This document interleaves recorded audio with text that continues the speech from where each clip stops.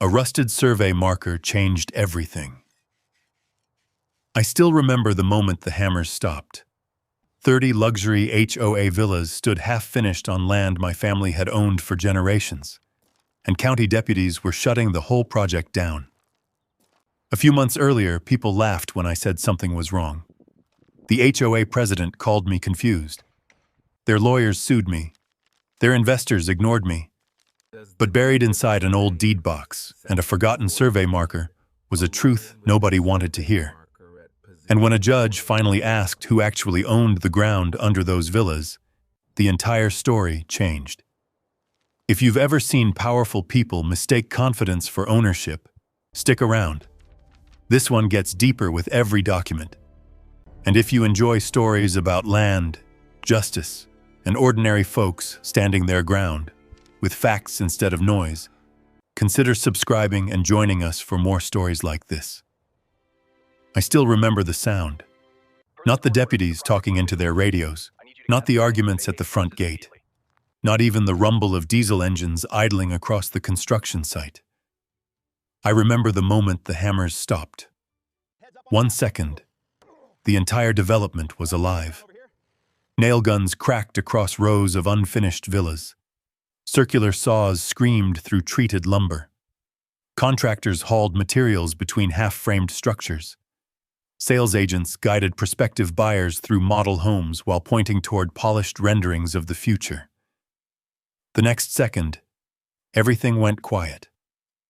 Not gradually, immediately. Like somebody had reached down and pulled the plug on a machine worth millions of dollars. I eased my pickup truck onto the shoulder beside the entrance and shut off the engine.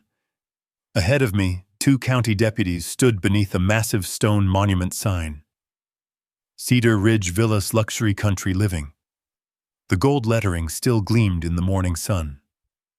One deputy climbed a ladder, while the other held a thick packet of documents. He pressed the first page directly over the center of the sign. A court order. The paper fluttered once in the breeze, then stuck. Every worker nearby stopped what they were doing. Every conversation died. A concrete truck rolled toward the entrance, slowed, then stopped entirely. The driver leaned out the window. Nobody moved. Nobody seemed to know what came next. Across the property, 30 luxury villas stood in various stages of completion. Some had roofs. Some were still skeletal frames. Others sat wrapped in construction sheeting that snapped softly in the wind. Millions of dollars surrounded them. Roads, utilities, foundations, landscaping, marketing offices, months of work. And suddenly, none of it mattered, because a judge had signed one piece of paper. The deputy stepped away from the sign and spoke into his radio. Another deputy headed toward the sales office. Within minutes, employees were locking the front doors. A woman carrying brochures stopped halfway across the parking lot. 2 buyers stood beside a golf cart staring at the posted order. One of them pointed toward the construction site. The other simply shook his head. Questions spread faster than answers. They always do. Then I heard tires spinning on gravel. A white luxury SUV came flying across the lot. It stopped so hard the rear wheels kicked dust across a row of decorative shrubs. The driver's door flew open. Denise Whitlock stepped out. For months, she had looked untouchable. Perfect hair, perfect clothes, perfect confidence. The woman practically lived inside promotional photographs. But this morning looked different. The confidence was gone. She marched straight toward the deputies. "Who authorized this?" she demanded. The nearest deputy barely glanced up from his clipboard. "Dallas County District Court, ma'am." Denise snatched the document from his hand. "You can't shut down a project this size without notice?" The deputy shrugged. Apparently, the judge disagreed. Several contractors nearby exchanged nervous looks. One foreman pulled out his phone. Another began talking rapidly with somebody on speaker. Everywhere I looked, people were trying to understand what was happening. Investors, workers, buyers, consultants. Everyone except me, because I already knew. I had known this day was coming for months. Not the exact day, not the exact hour, but the direction, the momentum, the inevitable collision between reality and paperwork. Denise finally looked up. Her eyes scanned the crowd, then found me, standing beside my dusty pickup truck outside the fence. I wasn't smiling. I wasn't celebrating.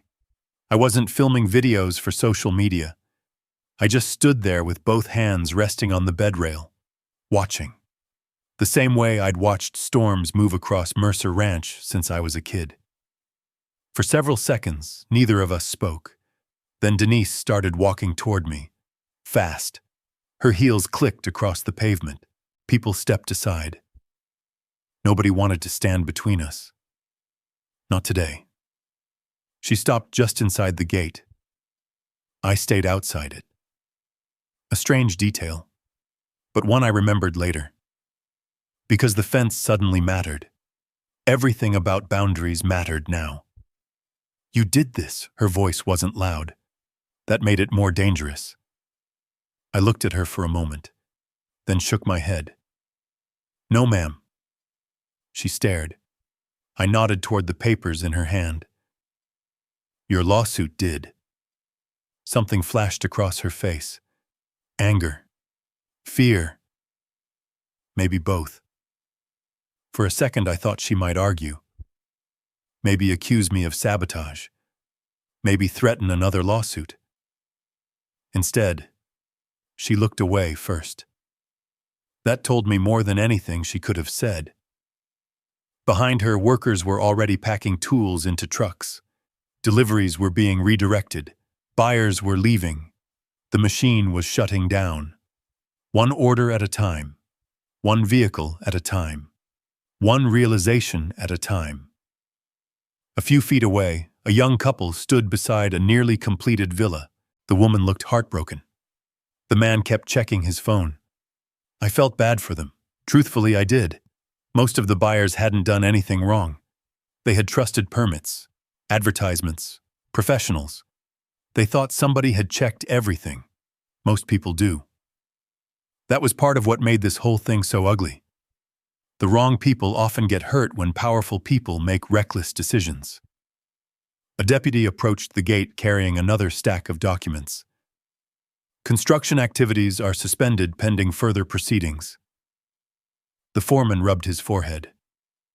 "You've got to be kidding me." The deputy handed him the paperwork. "I'm not." More silence. More confusion. More phone calls. The development looked frozen in place, like a photograph. And standing there watching it all, I found myself thinking about the first day I knew something was wrong. The first sign. The first clue. The first moment this entire fight started.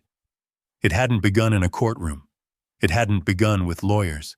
It hadn't begun with Denise Whitlock. It had started months earlier. On a quiet morning, in my family's south pasture. The day I drove over a small rise expecting to check fence lines and instead found bulldozers sitting where my cattle used to graze. Back then, I thought somebody had made a mistake. A survey error, a permit problem, something simple. I had no idea I was looking at the beginning of a legal disaster worth millions of dollars. And I definitely had no idea it would end with a judge asking one question nobody on the other side could answer. Standing beside my truck, watching deputies lock down 30 villas, I looked across the pasture beyond the development. The land stretched toward the horizon exactly where it always had. Quiet, patient, unimpressed by money, unimpressed by promises. Land doesn't care what people claim. It only cares what they can prove. And months earlier, when I first saw those bulldozers, proof was the only thing I had. The problem was, nobody was listening yet. Not Denise. Not the developers. Not the investors. Not the county. But they were about to. because the south pasture remembered exactly where its boundaries were. And so did the records buried in a metal deed box nobody had opened in years. Months earlier, none of that had seemed important. At the time, I was focused on my father. Harlan Mercer was 78 years old and moving slower than he'd ever admit.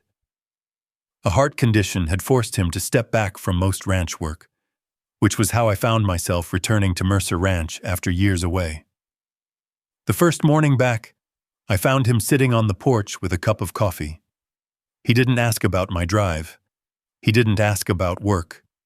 He nodded toward the southern horizon. "How's the south pasture?" I laughed. "Still there." He nodded once. That was the entire conversation. At the time, I thought nothing of it. A week later, I understood why he kept asking. I was riding fence lines after a storm had pushed through the county. Nothing unusual. A few damaged posts, some loose wire. The kind of maintenance ranch owners deal with every season. I topped a low rise overlooking the south pasture and immediately hit the brakes. Something wasn't right. At first, I couldn't figure out what I was seeing. Then my stomach tightened. Bright orange survey stakes, dozens of them. They stretched across the pasture in perfectly measured rows. Beyond them sat heavy equipment: bulldozers, excavators, dump trucks, temporary fencing. For a few seconds, I simply stared. The machinery wasn't parked near the boundary. It wasn't sitting beside the county road. It was inside the pasture. My pasture. I drove closer. The closer I got, the worse it looked. Fresh dirt cuts scarred the grassland. Construction markers had been planted across areas where cattle grazed every year. A temporary gate blocked part of an access trail my family had used for decades. Then I saw the sign: Cedar Ridge HOA Expansion. Future Luxury Villa Community. Coming soon. I parked and got out. Several workers were unloading materials from a flatbed trailer. One of them glanced at me, then quickly looked away. Not guilty, uncomfortable, like somebody who knew this conversation wasn't going to be pleasant. A man wearing a reflective vest stepped out of a site trailer. "Can I help you?" "I hope so." I pointed toward the pasture. "What exactly is this?" He followed my finger. "Construction site." "I can see that." He shifted his weight. "This project has permits. Who owns it?" Before he could answer, another voice interrupted. "I do." I turned. A woman was walking toward us. White blouse, designer sunglasses, tablet tucked under one arm. The kind of confidence money often mistakes for authority. Denise Whitlock. At the time, I didn't know much about her. Only that she was president of Cedar Ridge HOA, and apparently comfortable standing in somebody else's pasture. She stopped a few feet away. "Can I help you?" I looked around. "Depends." I pointed toward the ground beneath us. "Who gave you permission to build on my family's ranch?" Her smile never moved. "Mr. Mercer, right?" That caught my attention. "You know who I am?" "Of course." She gave a small laugh. "This property issue has already been reviewed." Property issue. Interesting choice of words. I folded my arms. "What issue?" "The one involving this parcel." She tapped her tablet. "Our attorneys, surveyors, and consultants have confirmed ownership boundaries." I stared at her. "And those boundaries put my family's south pasture inside your development?" "That's correct." The answer came too fast, too rehearsed, too certain. Around us, workers pretended not to listen. Every one of them listened. I pointed toward a distant fence line. "My grandfather built that fence." Denise shrugged. "Old fences don't establish ownership." "No." I nodded. "Deeds do." Something flickered behind her smile. Only for a second, then it disappeared. Mr. Mercer, I understand family stories can feel very real. Family stories. There it was. The first shot. The first dismissal. The assumption that I was confused. Emotional. Attached to memories. She continued. But sometimes historical beliefs don't match official records. The workers went quiet. I looked at her for several seconds. Not angry. Not yet. Just studying her. Because something about the situation felt wrong. Not emotionally wrong. Mathematically wrong. The distances looked wrong. The fence line looked wrong. The entire layout felt wrong. Like somebody had drawn a map without ever standing on the property. You might want to double-check your records. Her smile widened. You might want to double-check yours. The conversation was over, at least for her. For me, it was just beginning. I drove back to the ranch without another word. Denise probably interpreted that as surrender. A lot of people make that mistake. They think quiet means defeated. Sometimes quiet just means somebody is paying attention. That evening, I walked into the attic above the ranch house looking for old survey maps. Instead, I found something better. A dented gray metal deed box pushed behind several dusty storage containers. I carried it downstairs, set it on the kitchen table, opened it. Inside sat decades of records, tax receipts, survey sketches, property plats, warranty deeds, easement agreements, handwritten notes, every document my father and grandfather had preserved. On the underside of the lid, taped beside a faded photograph, was a yellowing note written in black marker. The handwriting belonged to my grandfather. 3 short sentences. Keep copies. Keep proof. Keep your land. I sat there for a long time. Then I started reading. 1 file became 3. 3 became 10. By midnight, papers covered the entire kitchen table. Every deed description pointed to the same boundaries. Every survey matched. Every tax record matched. Every transfer document matched. The south pasture belonged to Mercer Ranch. It always had. Which left only one possibility. Somebody else's paperwork was wrong. The question was how? And more importantly, how had that mistake become $30 million worth of construction permits? I looked down at the oldest deed in the box, then back toward the dark window facing the pasture. Somewhere out there, Denise Whitlock was sleeping comfortably. Convinced her project was secure. Convinced the records were on her side. I wasn't convinced anymore. And the next morning, I decided to find out exactly where her paperwork came from. The first thing I did was drive back to the construction site. Not because I expected Denise Whitlock to suddenly become cooperative, because I wanted to see how fast they were moving. The answer was alarming. Faster than before. 3 new concrete trucks sat in the gate. Workers were framing foundations that hadn't existed 48 hours earlier. Utility crews were laying conduit along what had been one of our cattle access routes. Every day that passed meant more money in the ground, more buyers, more investors, more complications. Whoever was running Cedar Ridge wanted this project moving at full speed. I parked along the public road and started taking notes. Truck numbers, contractor logos, permit information posted near the entrance, construction schedules, inspection notices, anything visible from public property. Old habits die hard. People underestimate documentation because it feels boring, until it becomes evidence. As I was photographing a permit board, a black SUV pulled into the site. A few seconds later, Denise stepped out. She spotted me immediately. Her expression told me she wasn't surprised. She walked over before I could finish writing. Back again? I capped my pen. Just observing. She glanced at my notebook. You're wasting your time. Maybe. Her eyes narrowed. Mr. Mercer, this project is moving forward. I looked past her toward the construction crews. It certainly is. She folded her arms. Our investors aren't concerned. Our attorneys aren't concerned. Our surveyors aren't concerned. The repetition caught my attention. People who are confident usually make statements. People who are nervous build lists. I nodded toward the villas.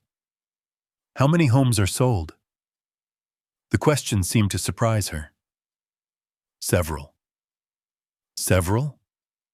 She hesitated, then recovered. Enough. Interesting. Very interesting. Because a person proud of sales numbers usually shares them. Instead, Denise changed the subject. You should really stop telling workers this land belongs to you. I asked one question. You created confusion. I smiled slightly. If ownership is clear, why would one question create confusion? Her expression hardened. There it was. The first crack. Not a large one, but enough. Denise pointed toward the road. You should leave. I looked around. I'm standing on county property. For a moment, neither of us spoke. Then she turned and walked away. Conversation over, at least from her perspective. Mine was just getting started. That afternoon, I drove into town. The county records office sat exactly where it had for decades. Same brick building, same faded county seal near the entrance, same smell of paper and dust. Inside, people quietly worked behind rows of filing stations. A clerk named Brenda looked up when I approached. Wade Mercer. I smiled. Good to see you too. She laughed. Usually when somebody walks in looking that serious, they've got a problem. I might. Property problem? I nodded. Her smile disappeared. That told me something. Property disputes weren't common, but they happened enough for county employees to recognize the look. For nearly 3 hours, I reviewed filings connected to Cedar Ridge, development applications, survey records, subdivision approvals, permit submissions.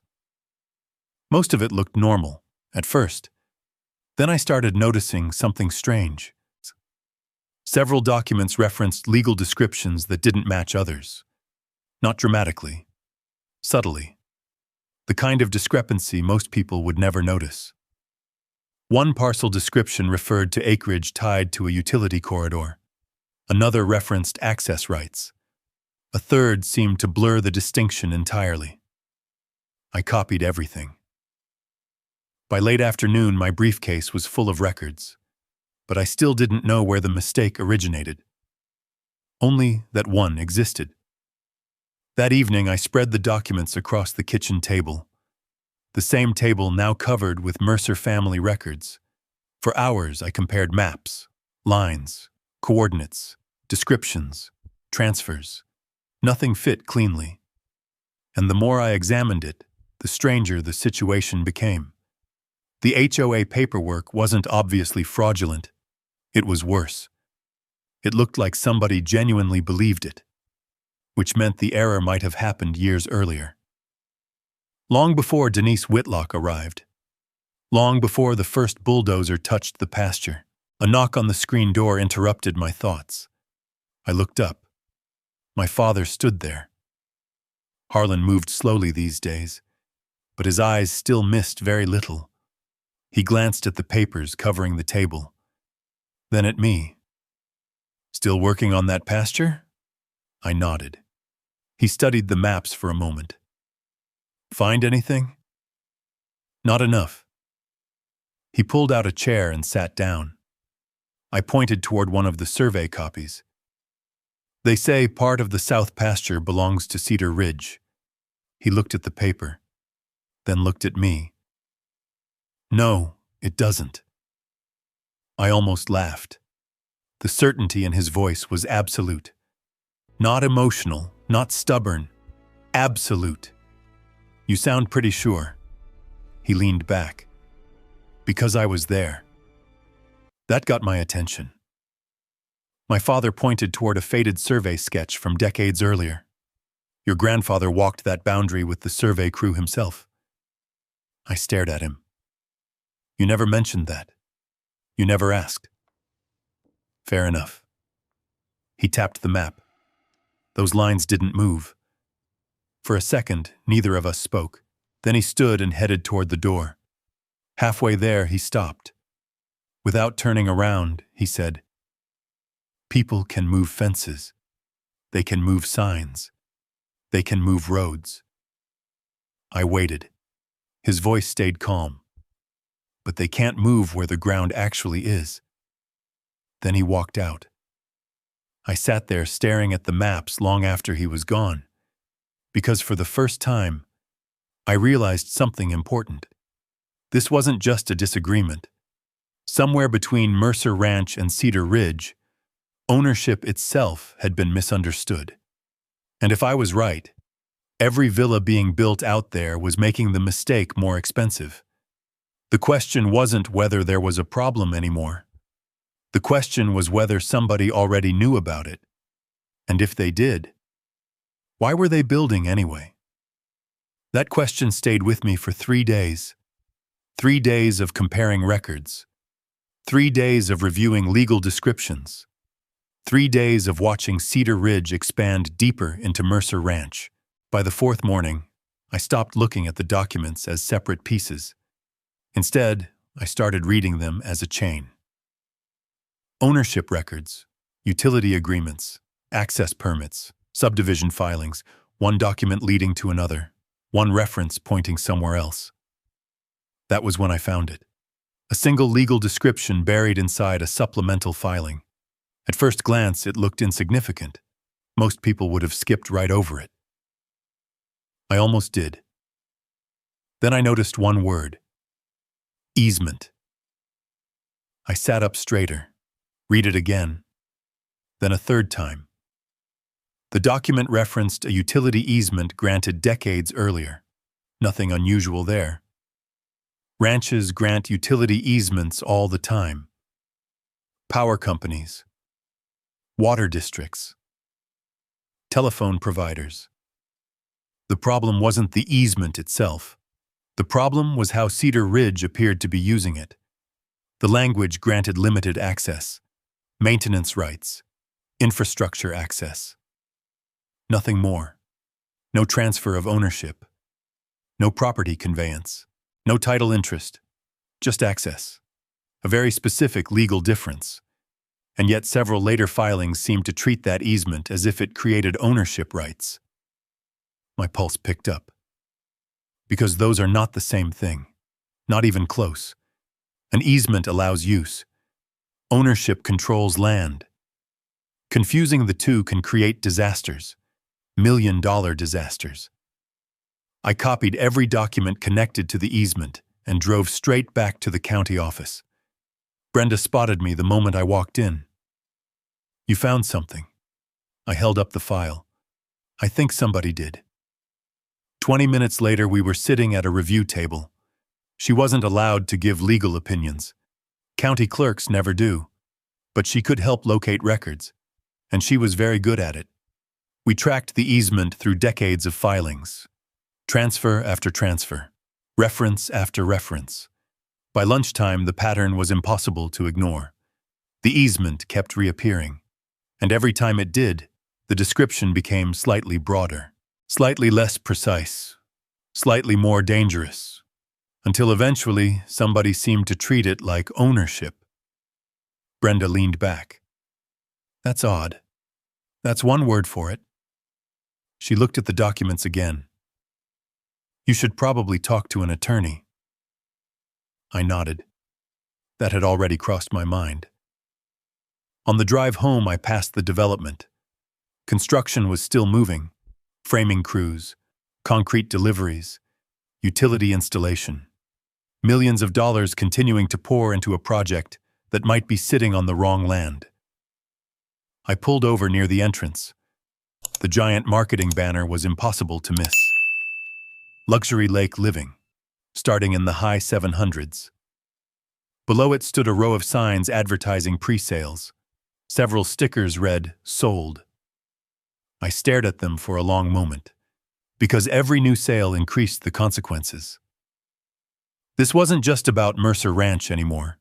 Families were buying homes. Investors were funding construction. Contractors were depending on paychecks. The deeper this went, the bigger the fallout would become. A black SUV rolled toward the gate. Denise Whitlock, again. She saw my truck immediately. This time she didn't bother smiling. She walked directly toward me.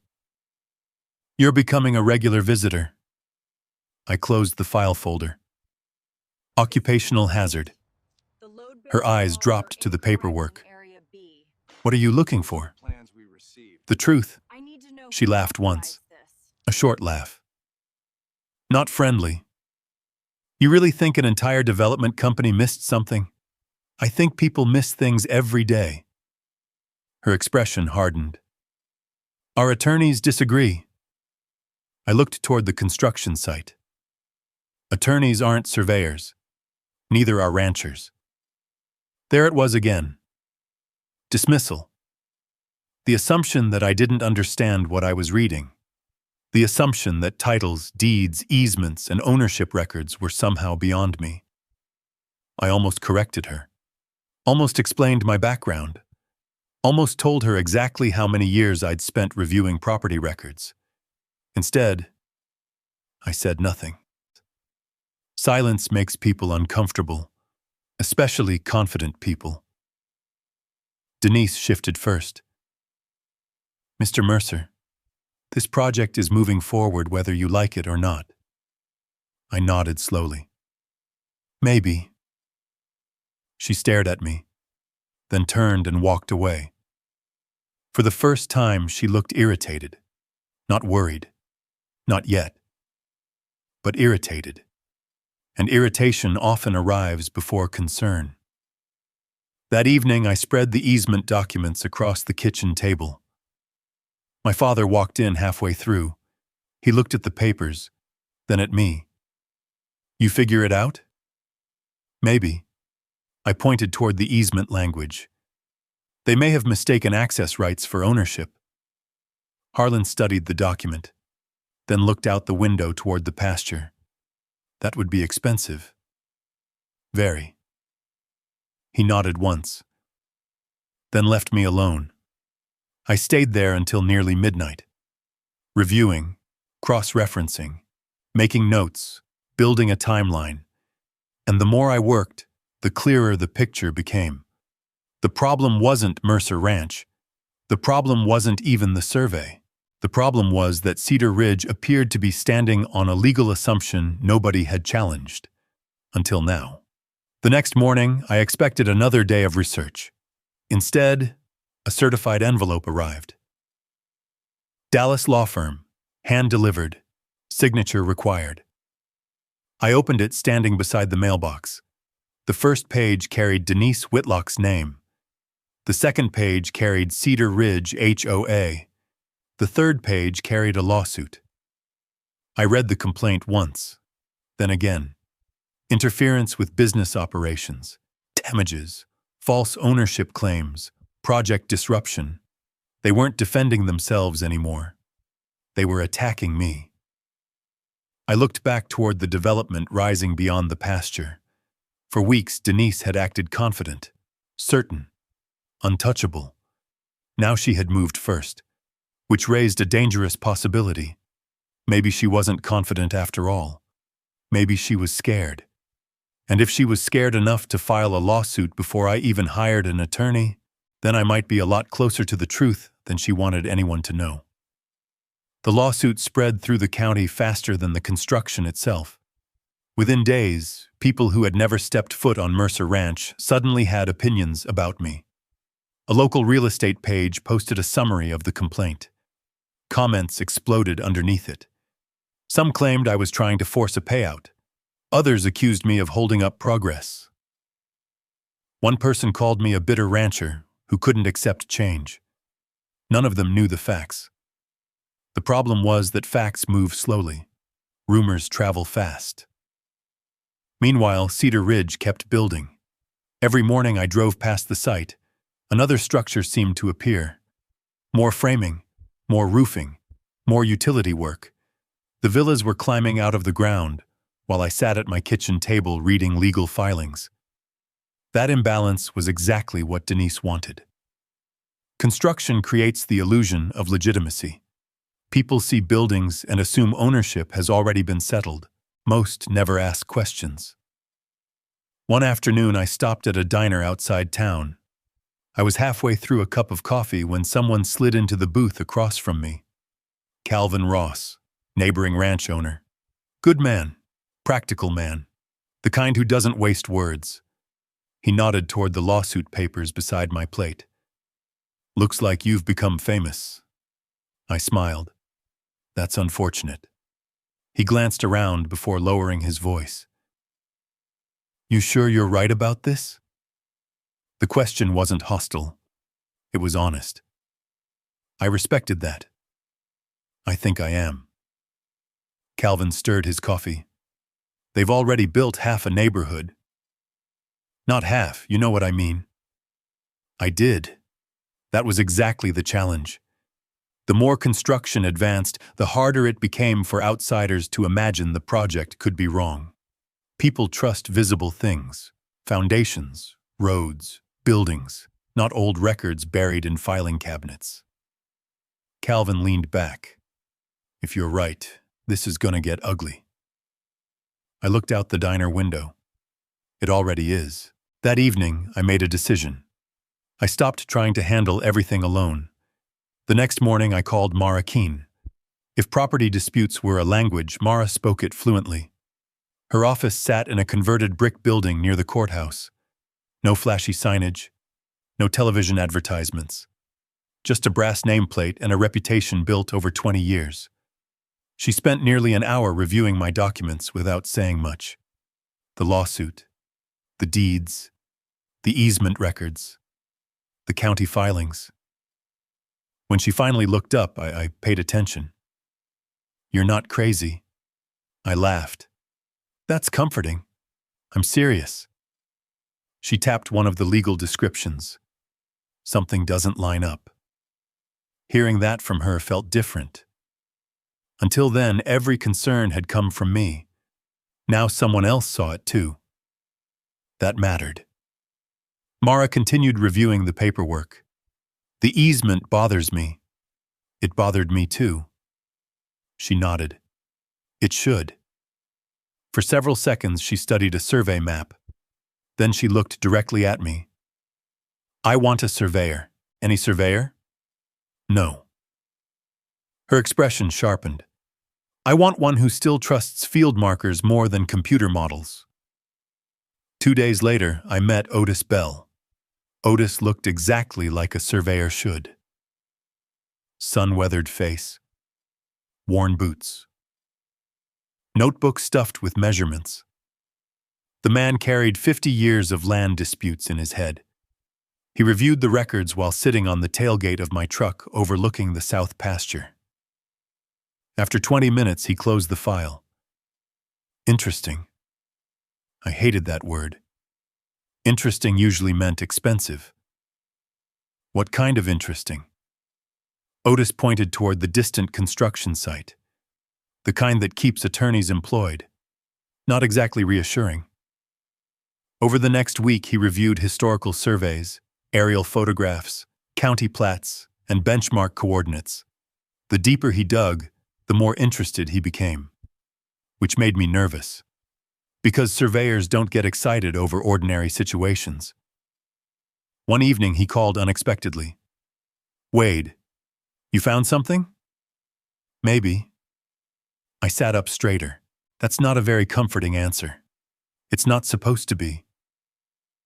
Typical Otis. He never rushed conclusions, never guessed, never speculated. He trusted evidence, nothing else. I need you to meet me tomorrow morning. Where? He gave me a location near the far edge of the ranch, an area nobody paid much attention to anymore. The old boundary section. I frowned. What's out there? Otis was quiet for a moment. Then he answered. History. The line went dead. The next morning I drove out before sunrise. The location sat near one of the oldest corners of Mercer Ranch. No buildings. No roads. Just grassland and forgotten fence lines. Otis was already there, kneeling beside a patch of dirt, holding a small brush. For several minutes he didn't speak. He just kept clearing away soil. Then finally he looked up. Come here. I walked over. What am I looking at? Otis smiled. The first smile I'd seen from him all week. That's the right question. He pointed toward a rusted piece of metal protruding from the ground. At first it looked insignificant. Then I noticed the markings. Survey markings. Old ones. Very old. Otis brushed away another layer of dirt. There you are. My pulse quickened. What is it? He looked at me. A survey monument. I stared at the marker, then at him. Does it matter? Otis stood slowly. His smile widened. Oh, Wade. He brushed dirt from his hands. It matters a whole lot. I crouched beside the marker and looked closer. The rusted metal cap couldn't have been larger than a silver dollar. 40 years of weather had nearly erased the markings. Nearly. Otis pointed to a faint stamp barely visible beneath the dirt. See that? I nodded. What does it mean? It means this monument matches a survey filed 63 years ago. I looked back toward the distant construction site, then at the marker again. And? Otis gave me a look. The kind surveyors reserve for people asking obvious questions, and survey monuments don't care what developers think.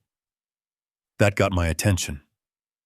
For the next 2 hours, Otis walked me through measurements, coordinates, historical reference points, boundary calls, distances, everything connected, everything matched.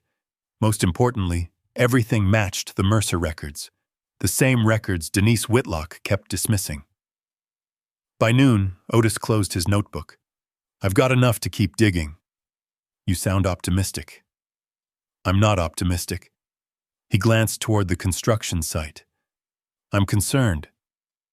That was somehow worse. Surveyors don't get concerned unless the numbers are ugly. On the drive home, my phone rang. Mara Keene. Wade. You found something? Maybe. I laughed. You and Otis should start a club. Come to my office. That good? It's interesting. There was that word again. Interesting. I was starting to hate it. An hour later, I sat across from her desk. Several document boxes were stacked against one wall. Discovery materials from the lawsuit. Thousands of pages. Construction records. Internal communications. Consultant reports. Permitting documents. The legal equivalent of digging through a landfill looking for a wedding ring. Mara slid a single page across the desk. What am I looking at? A project review summary. I scanned the page. Nothing jumped out immediately. Then Mara tapped one paragraph. Read that section. I did. Halfway through, I stopped. Read it again. Then a third time. A title concern had been raised. Months before construction began. Not a major concern. Not a formal warning. Just a note. A brief notation buried inside a review packet. But it existed. Somebody had questioned part of the property description. My pulse quickened. What happened after this? Mara slid over another document. I read that one too. The concern had been acknowledged, then set aside for further review. I looked up. Was the review completed? Not that I've found. The room went quiet. because suddenly the timeline mattered. A lot. Somebody had raised a question before construction started. Then construction started anyway. I sat back in my chair. That's not proof, no. Mara nodded. It's not. But it's something.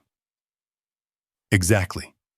The difference between suspicion and evidence is documentation. This wasn't enough to win anything, but it was enough to ask harder questions. Questions nobody on the other side wanted asked. The following weeks settled into a strange routine. Construction during the day, documents at night. Every morning I passed Cedar Ridge and watched new progress appear. New roofs, new driveways, new landscaping. The development was beginning to look permanent. That was what worried me most. People trust permanence. The bigger something becomes, the harder it is to imagine it being wrong. Meanwhile, Mara kept reviewing documents. Otis kept reviewing surveys, and I kept collecting information.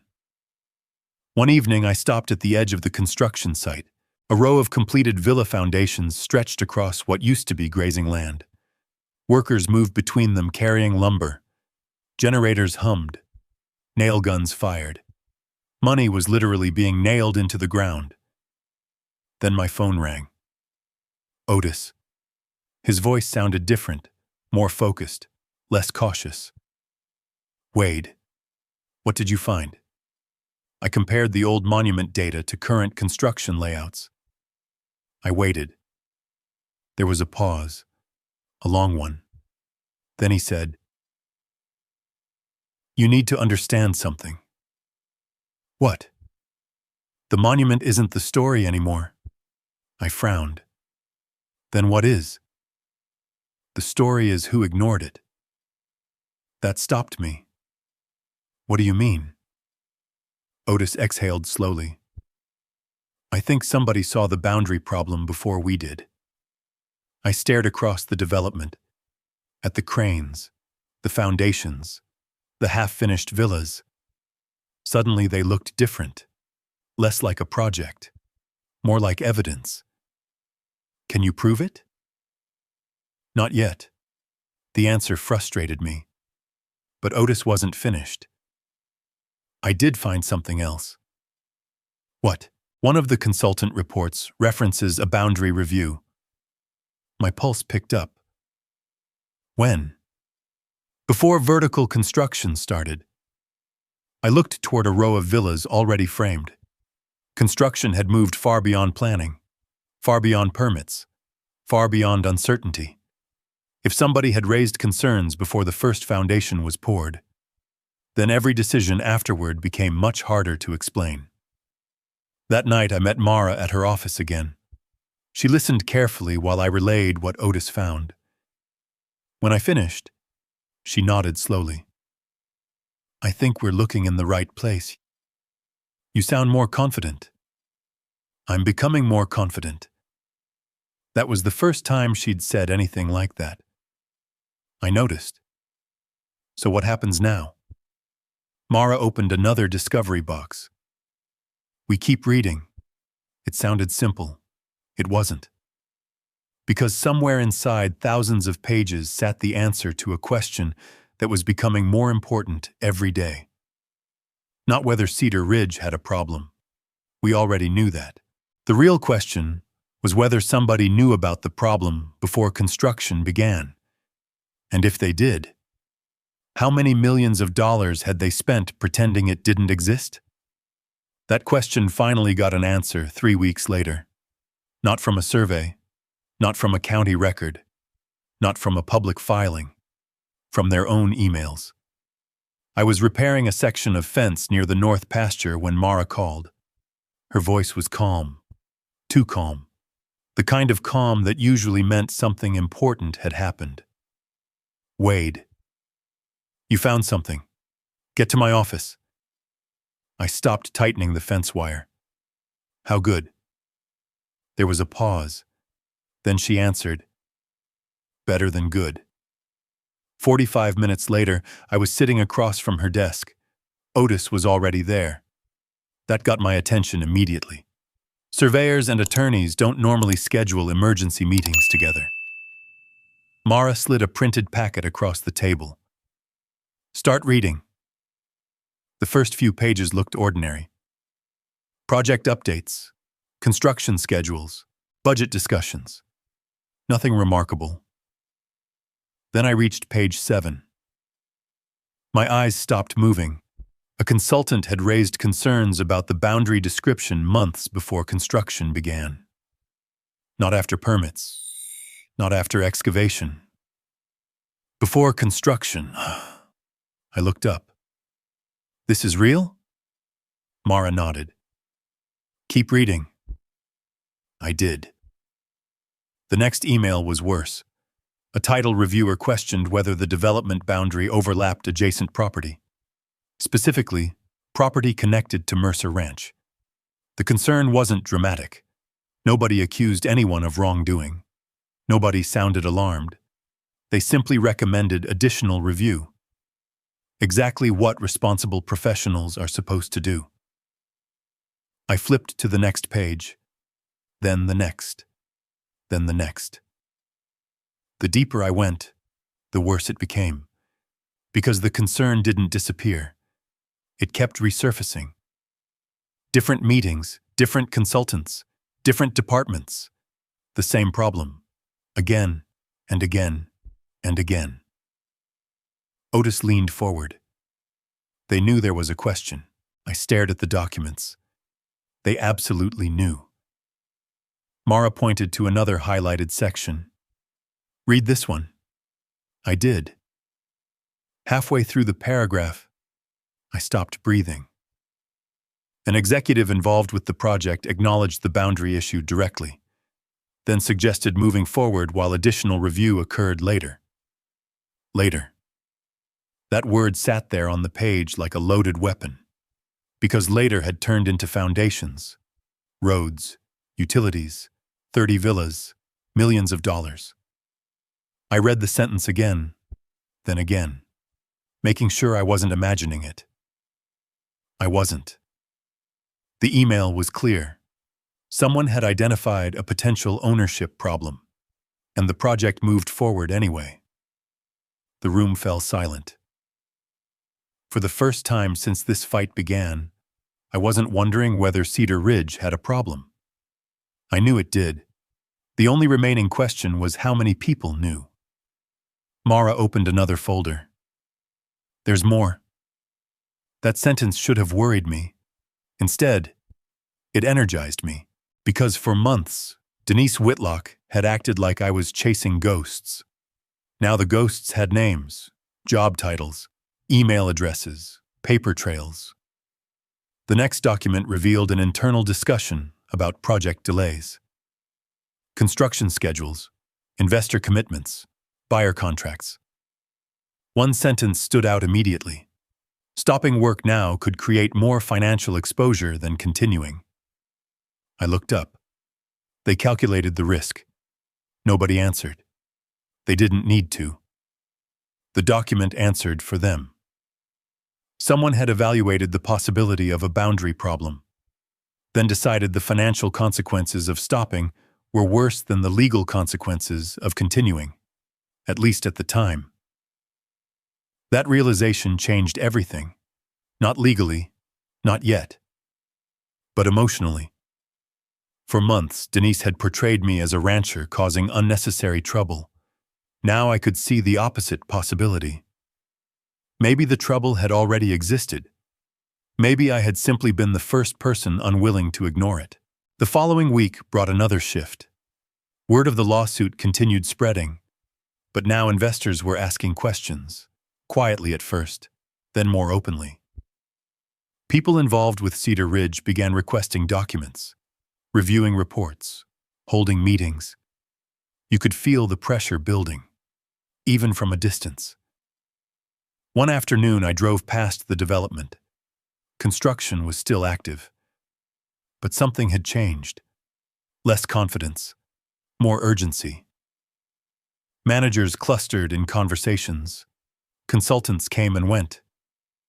The sales office looked busier than ever. as if they were trying to sell certainty before certainty disappeared. Then I saw Denise, standing near one of the model homes, talking to several investors. She spotted my truck. For a moment, our eyes met. Months earlier, she would have smiled, dismissed me, ignored me. This time, she didn't. She looked away first. A small thing. But I noticed. People only avoid eye contact when they don't like what they see. That evening, Mara called again. We're not done. What now? Otis finished the overlay. I sat upright. The overlay. The moment we'd been building toward for months. Historical boundaries against current construction. Old truth against new assumptions. What did it show? Mara's answer came slowly. Because she understood exactly how important it was. It showed several completed villa foundations sitting inside Mercer Ranch. I closed my eyes. Not because I was surprised, because hearing it confirmed changed everything. Roads could be moved, marketing could be rewritten, brochures could be reprinted. But foundations were different. Foundations made mistakes expensive. Very expensive. For several seconds, neither of us spoke. Then Mara said, "Wade, yeah? The documents tell one story. The survey tells another." I knew where she was going. The first proved they had concerns. The second proved those concerns mattered. Together, they formed something much stronger. Not a theory, a case. And for the first time since Denise Whitlock told me family stories didn't match official records, I could feel the balance starting to shift. Not publicly. Not yet. But behind the scenes, where lawsuits are actually won. The problem was no longer proving Mercer Ranch existed. The problem was proving Cedar Ridge knew exactly what it was building on. And now, finally, we had evidence that somebody had asked the right question long before I ever did. The question was whether a judge would care. Soon enough, we were going to find out. But before any judge saw the evidence had to become impossible to ignore. 3 days after Mara told me about the completed survey overlay, she called another meeting. This time, there were no surprises, no hidden emails, no new discovery packets. Just facts. Cold, measurable facts. Otis rolled a large map across the conference table. The room went quiet. I had seen pieces of his work before, never the complete picture. Now it sat directly in front of me. Historical property boundaries, current construction layouts, road placements, utility corridors, villa foundations. Every layer stacked together, every measurement verified. Every coordinate checked. Otis pointed toward the southern section of Cedar Ridge. "Start here." I followed his finger. Several completed villa foundations sat inside an outlined area shaded in red. Mercer Ranch. Not disputed land. Not uncertain land.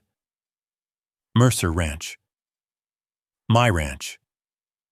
I stared at the map, then at another section. Then another. The problem wasn't one structure, or two. It was everywhere. Driveways crossed the boundary. Underground utilities crossed the boundary.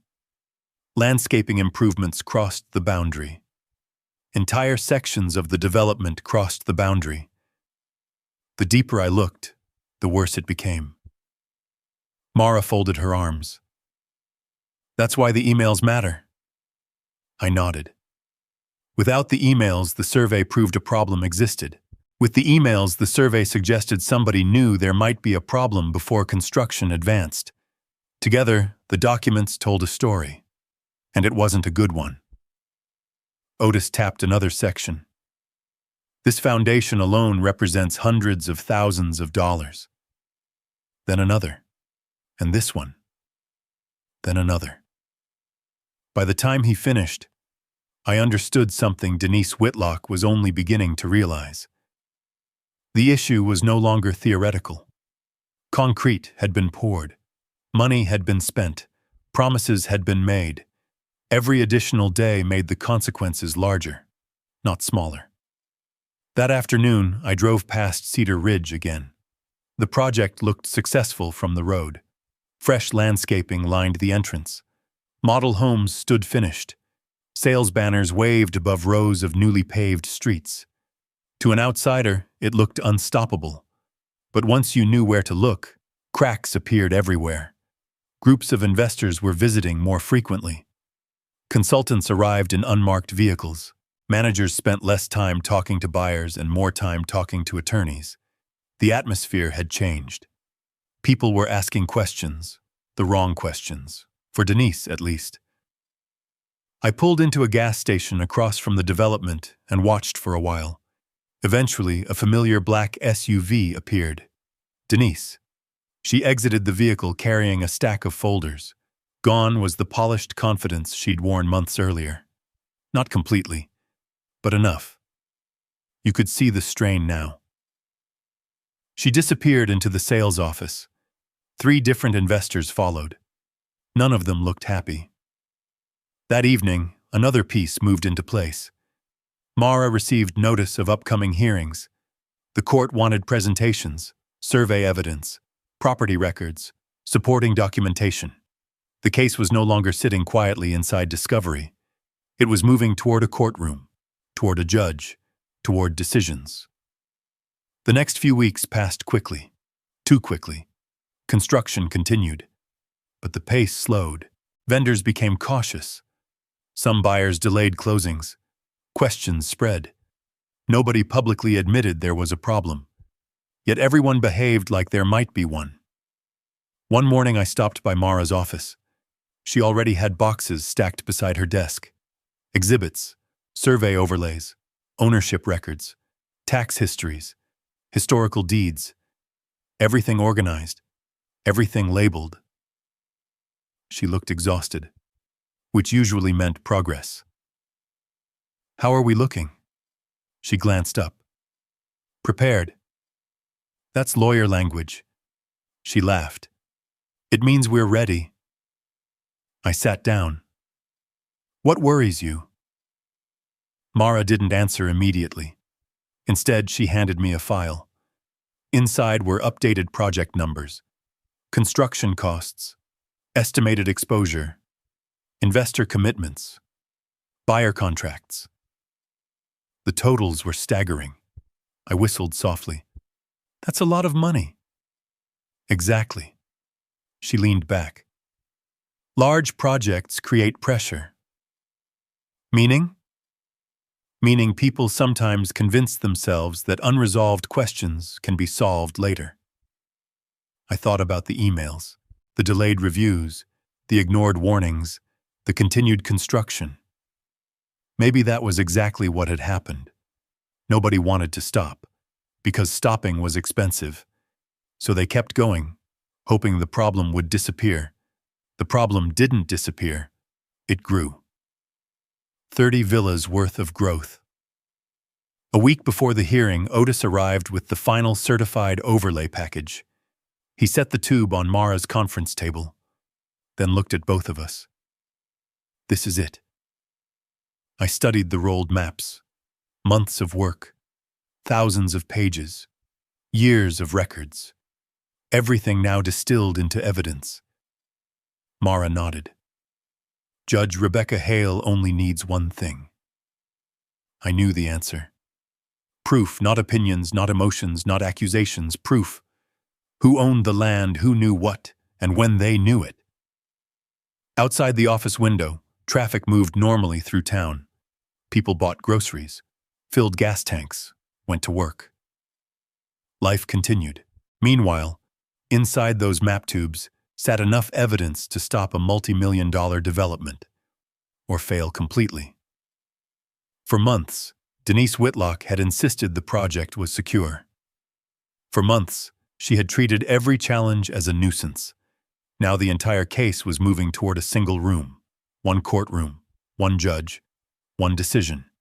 And for the first time since I found those bulldozers in the south pasture, nobody was arguing about stories anymore. The only thing that mattered now was proof.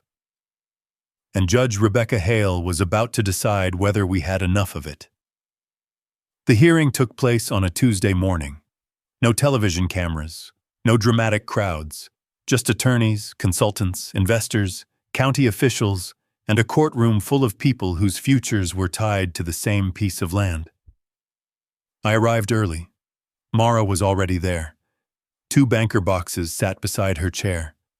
Every deed, every survey, every tax record, every email. Months of work condensed into evidence. Otis arrived a few minutes later, carrying rolled survey maps under one arm. He nodded once. That was all. There was nothing left to discuss. The evidence either spoke for itself or it didn't. Across the aisle sat Denise Whitlock. She looked exactly the way she always had. Perfectly dressed, perfectly composed, perfectly controlled. But something had changed.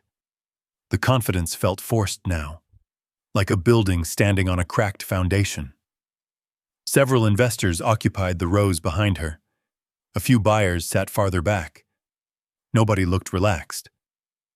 Then Judge Rebecca Hale entered. The room stood. The hearing began. Denise's attorneys went first. For nearly an hour, they described the project. Approved permits, professional consultants, investor commitments, construction schedules, economic impact, financial harm. The argument was simple.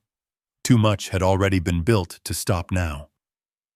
To someone unfamiliar with property disputes, it sounded persuasive. Large projects often do, when they have enough money behind them. Then Mara stood. She didn't try to match their presentation. She didn't give dramatic speeches. She didn't attack anyone. She simply started laying out facts. One document at a time. Ownership records. Historical deeds. Property tax payments. Boundary descriptions, survey references. Every exhibit connected to the next. Piece by piece. The story became harder to ignore. Judge Hale reviewed each document carefully. She asked questions, made notes, turned pages, never rushed, never reacted. Exactly the kind of judge you want when the truth matters more than personalities. Then came Otis. The courtroom projector flickered on. The first survey overlay appeared on the screen. Aerial imagery, historical boundaries, current construction. Everyone leaned forward, even Denise. Otis explained the methodology. Field monuments, reference points, coordinate verification, retracement standards. Nothing flashy, just measurements. The kind of evidence that doesn't care about opinions. Then he displayed the final overlay. The room went quiet. Several villa foundations sat clearly inside Mercer Ranch boundaries. Roadways crossed into the property. Utility installations crossed into the property. The red boundary line cut directly through sections of the development. You didn't need surveying experience to understand what you were seeing. You only needed eyes. One investor shifted uncomfortably. Another lowered his head. Nobody looked at Denise. Then Mara introduced the emails. The atmosphere changed immediately. Because maps can show mistakes. Emails can show knowledge. One message acknowledged a boundary concern. Another recommended further review. A third discussed continuing construction, despite unresolved questions. Every document appeared on the courtroom screens. Every document carried dates, names, recipients, paper trails. Judge Hale spent several minutes reading one exchange in silence. Nobody interrupted. Nobody moved. Finally, she looked toward Denise's legal team. Was this concern ever fully resolved before construction advanced? One attorney adjusted his glasses. Another reviewed notes. The answer came carefully. Too carefully. Not to a final determination, Your Honor. The silence afterward felt enormous. Mara stepped forward. "Your Honor, our position is straightforward. Construction proceeded despite acknowledged ownership concerns." Judge Hale nodded slowly. Then she turned back toward the defense. "Can your clients establish clear ownership of the disputed acreage today?" The question landed like a hammer. Simple, direct, impossible to misunderstand. For a moment, nobody answered. One attorney stood. He discussed ongoing analysis, additional review, pending evaluations, future determinations. A lot of words, not one answer. Judge Hale waited, then asked again, "Can your clients establish ownership of the disputed ground today?" The room became perfectly still. Investors waited. Consultants waited. Buyers waited. Even the court reporter stopped looking up. I glanced toward Denise. For the first time since this entire fight began, certainty had disappeared from her face. Not anger, not frustration, uncertainty. The attorney finally responded, "No, Your Honor, not conclusively at this time." There it was. Months of construction, millions of dollars, 30 villas, and the answer was no. The shift inside that courtroom was almost physical. You could feel it. Not because anyone celebrated, not because anyone argued, because the central story protecting Cedar Ridge had just collapsed. The project had always depended on one assumption, that they owned the land. Now, in open court, they couldn't prove it. Judge Hale reviewed her notes, asked several final questions, then closed the file in front of her. "This court is not being asked to resolve every ownership issue today," she said. The room remained silent, but it is being asked to determine whether construction should continue while substantial ownership disputes remain unresolved. Nobody spoke. Judge Hale continued. "The evidence presented establishes serious and credible questions regarding ownership, boundary location, and prior notice." I saw Denise lower her eyes, only for a second. But I saw it. Months earlier, she had told me family stories didn't match official records. Now the official records were speaking, and they weren't helping her. Judge Hale gathered the documents into a neat stack. "I will issue my ruling shortly." That was it. No dramatic ending, no celebration, no victory speech, just a judge carrying evidence into chambers. But as people slowly stood and gathered their files, everyone in that courtroom understood the same thing. The outcome of this case had changed, not because of emotion, not because of influence, because of proof. 3 days later, the ruling would arrive. And when it did, 30 villas were going to learn the same lesson Denise Whitlock never expected. Land doesn't care how much money you spend on it, only whether you own it. 3 days after the hearing, Judge Rebecca Hale issued her ruling. By sunrise the following morning, county deputies were already heading toward Cedar Ridge. The same roads that had carried concrete trucks, framing crews, and eager buyers for months now carried government vehicles instead. The change happened quietly. No sirens, no dramatic confrontations. Just paperwork. The most powerful weapon in the entire story. I arrived at the entrance shortly after the deputies did. Workers were gathering near the gate. Foremen were making phone calls. Several contractors stood beside their trucks reading documents with expressions that shifted from confusion to disbelief. Then the court order went up. Construction activity was suspended pending further proceedings. No new work, no deliveries, no additional development. Everything stopped, exactly as it had in the memory that opened this story. The hammers went silent. The concrete trucks turned around. The sales office locked its doors, and 30 villas sat frozen in place. For months, money had pushed the project forward. One signature from a judge brought it to a halt. The news spread fast, faster than the original lawsuit. Investors demanded meetings. Buyers demanded answers. Contractors demanded clarification. The title insurance company launched its own review. County officials began examining permits and supporting documentation connected to the project. Questions that had once been easy to ignore suddenly became impossible to avoid. Every new review uncovered another concern.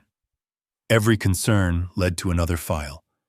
Every file led to another question.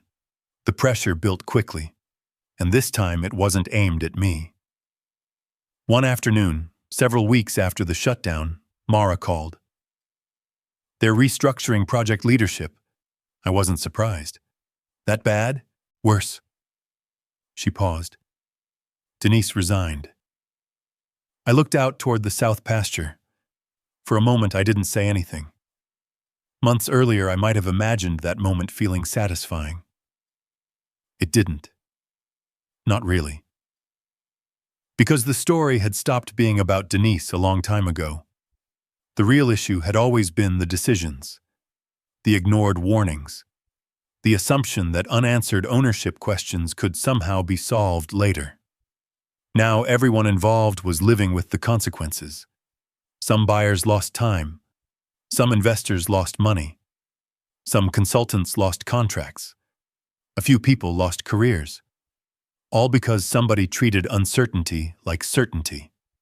The court eventually appointed oversight to manage portions of the dispute while ownership issues continued moving through the legal system. When that happened, something unexpected occurred. Cooperation. Mara cooperated. Otis cooperated. I cooperated. The goal was never revenge. The goal was preventing the situation from becoming worse. Most of the families who had signed contracts weren't villains. Most of the workers who built the villas weren't villains. Most of them had trusted professionals to do their jobs, just like anyone else would. Winter arrived, then spring. The noise gradually disappeared from the south pasture. No backup alarms, no generators, no framing crews, no delivery trucks arriving before dawn.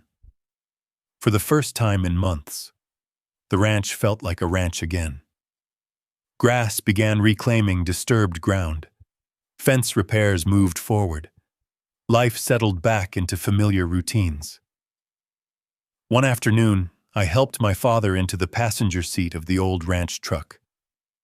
Harlan moved carefully these days, but he still insisted on seeing things with his own eyes. We drove out to the south pasture, the same pasture that started the entire fight, the same pasture where bulldozers once sat, the same pasture that 30 luxury villas nearly erased. We parked near a rise overlooking the property. Neither of us spoke for a while. The land stretched toward the horizon exactly as it always had. Quiet, patient, unimpressed. Finally, Harlan looked out the window. His eyes followed the fence lines, the grazing land, the boundaries his father had once walked with a survey crew decades earlier.